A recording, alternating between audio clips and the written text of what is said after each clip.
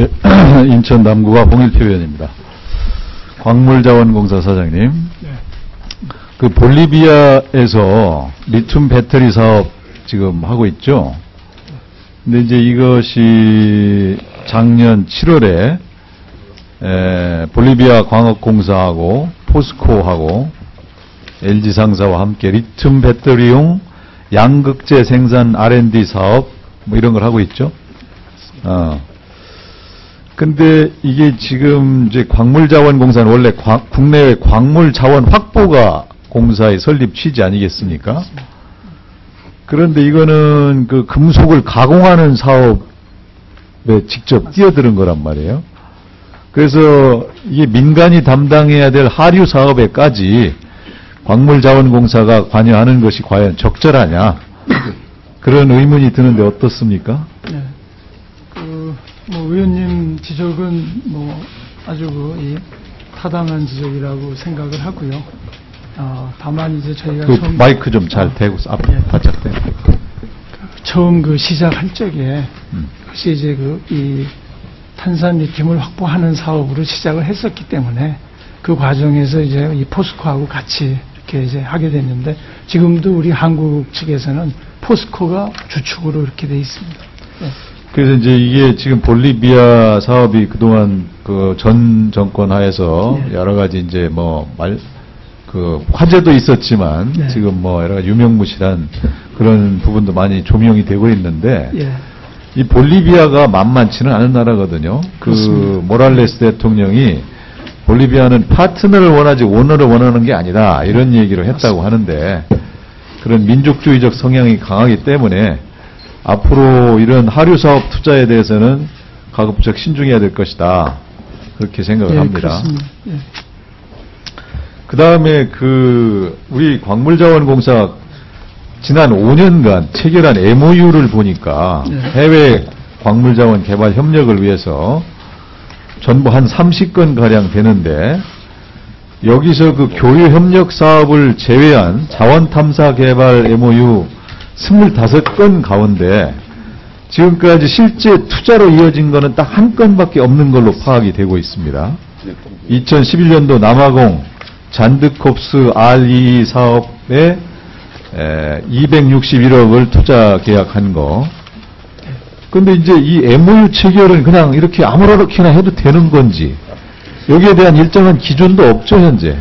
그게 이제 의원님 지적하신 대로 아주 안타깝게 생각을 합니다. 저희가 좀 더 내실을 기해서 추진을 했어야 했는데, 그러니까 지금 2008년 5건, 2009년 8건 이렇게 이제 우리가 자원 개발해야 된다는 붐을 타고 예. 막 무분별하게 그냥 MOU부터 했다, 이렇게 보여지는데, 네. 이게 지금 잘못하면은 말이죠, 이제 이런 것을 믿고 후속 투자에 나서는 민간 기업이나 또는 이 국내 시장에서 일반 투자자들도 있단 말이에요. 예. 여기에 굉장히 잘못된 시그널을 보내줄 수가 있고, 이렇게 후유증이 크기 때문에 MOU 체결도 신중해야 될 것이다, 이런 말씀을 드리고 싶습니다. 네, 그렇게 하겠습니다. 예. 그 다음에 우리 광해관리공단, 네. 아까 오영식 의원께서도 질의를 했는데, 이 광해 복구 사업이 좀 충실하지 못하다.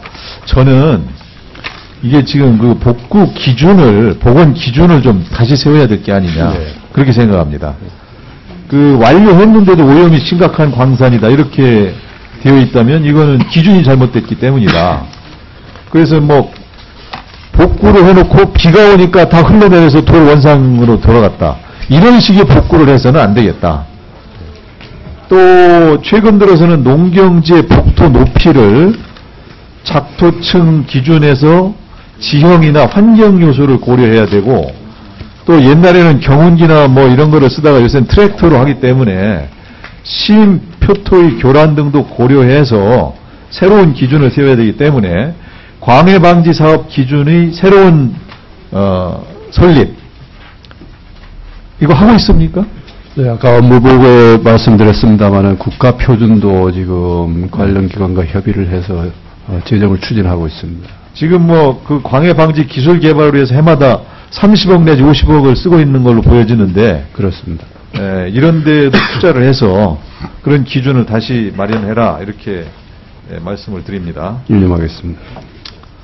강원랜드 사장님, 그 도박 중독 그 예방 치유를 위해서 나름대로 열심히 노력은 하고 계신데 제가 전체적인 이 심각성이나 이런 걸로 보면은 그런 노력이 아직도 미흡하다 이렇게 보여집니다.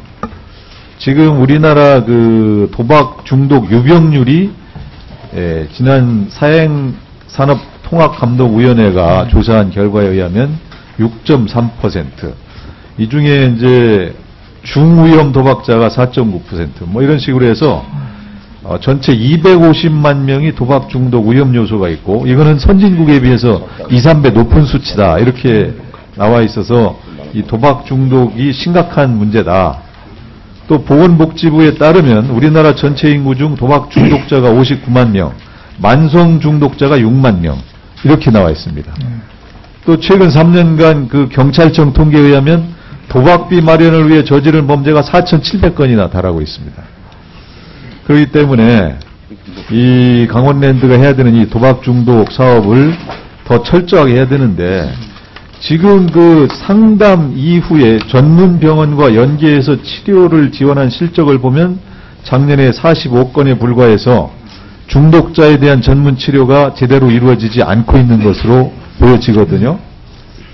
또 출입 제한 조치의 경우에도 본인 스스로의 요청이 아니라 전문가 판단에 따른 출입 제한 요청 사례는 작년에 52건에 불과해서 이것은 전체 출입 제한 요청 건수 5,200건의 1%도 안 된다. 이런 통계가 나와 있습니다.